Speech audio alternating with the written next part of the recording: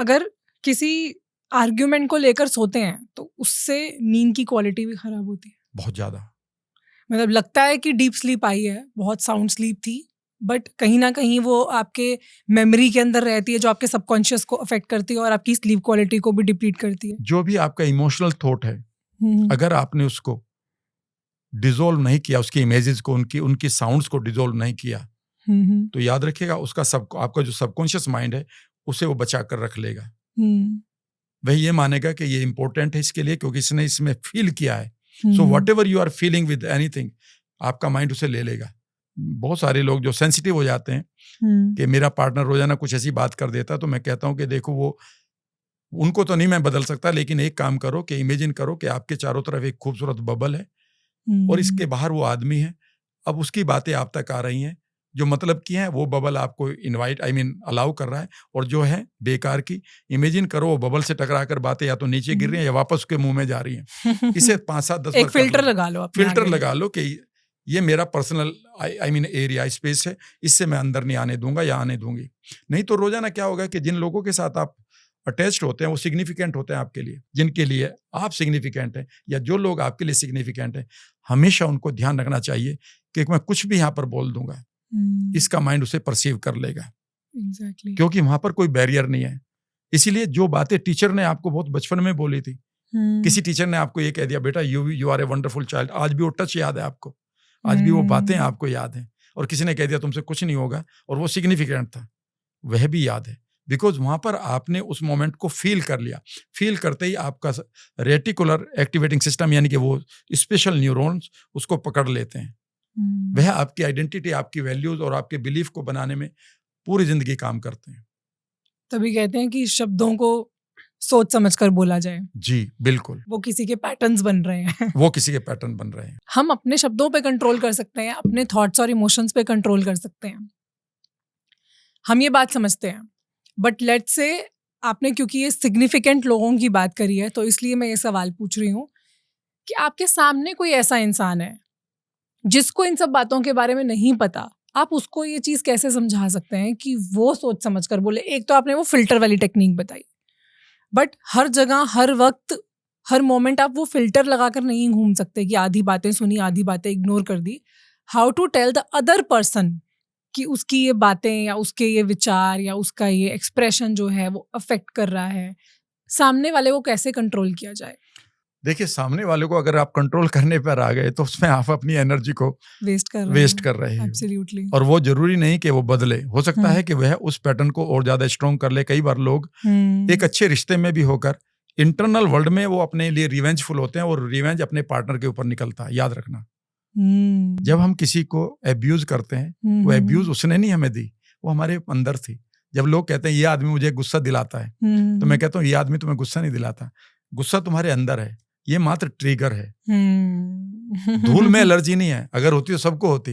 Allergy तुम्हारे, यानी कि एलर्जिक रिएक्शन तुम्हारे अंदर है, वो तो मात्र ट्रिगर है। मतलब तुम इतना इम्यून हो जाओ कि वायरस आकर भी तुम्हें कुछ ना कह पाए, इतना तो होना पड़ेगा, नहीं तो इसका इम्यूनिटी खुद बिल्ड करनी पड़ेगी, वो emotional immunity. Yes, emotional immunity. और उसका अच्छा वर्ड है ना ये? बिल्कुल और कई बार ये करने के लिए ना, आपको सबसे बढ़िया बात ये होती है कि कुछ लोग, अगर आपकी लाइफ में आपको पता है कि ये बोलेंगे ऐसे ही, तो यहाँ पर आप अपने परसेप्शन को बदलना शुरू कर दो। फॉर एग्जाम्पल, एक आदमी है, अगर वो न्यूरोटिक है, यानी कि उसका दिमाग खराब हो गया, पागल हो गया है, और वो हमारी फैमिली का है, तो भी तो हम उसको किसी तरह ने चलाते हैं ना, उसको टॉलरेट करते हैं ना। Exactly. तो कभी आप एक छोटा सा बेनिफिट दिया करो लोगों को कि ये मेरा हस्बैंड जरूर है, ये मेरी वाइफ जरूर है, पर ये किसी की बेटी भी है।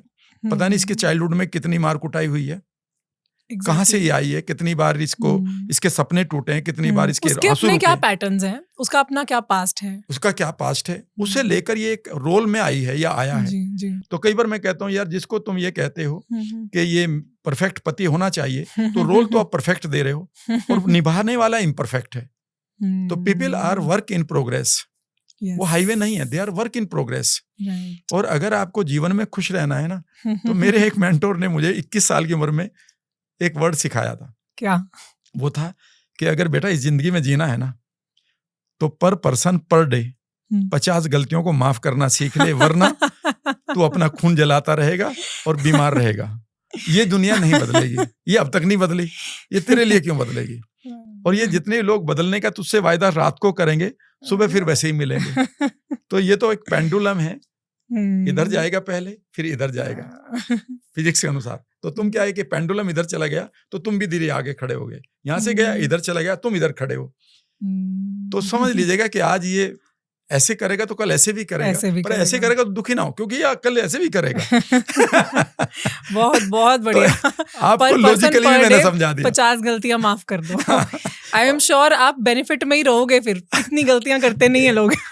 एक वर्ड और, आप 50 मैंने ज्यादा बता दी तो 5 पर ही आप कहेंगे तो यार अभी तो 45 बाकी है। आप ऑटोमेटिकली खुश रहोगे कि यार अभी तो 45 बाकी है।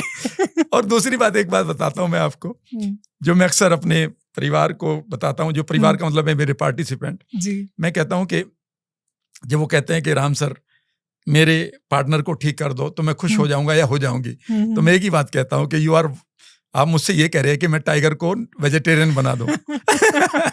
मैं tiger will remain non vegetarian. आपको अपने आप को प्रोटेक्ट करके जिम कॉर्बेट में जाना है।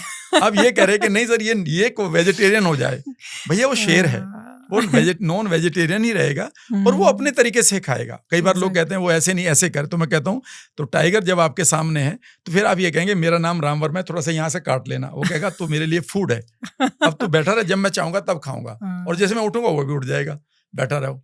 तो याद रखना, तो इसमें टाइगर की अब कोई गलती नहीं है, वहां पर आप समझ लीजिएगा। तो सबसे पहला काम था कि आप फूड चेन में कहाँ पर हैं, ये आपके ऊपर डिपेंड करता है। आप अपने आप को प्रोटेक्ट करिए, तभी उस टाइगर के साथ मजा आएगा, ठीक है ना। अगर आप ये पूरा एपिसोड देखना चाहते हैं तो आप हमारे मेन चैनल गुंजन शाउट्स पे जा सकते हैं, जिसका लिंक डिस्क्रिप्शन में अवेलेबल है।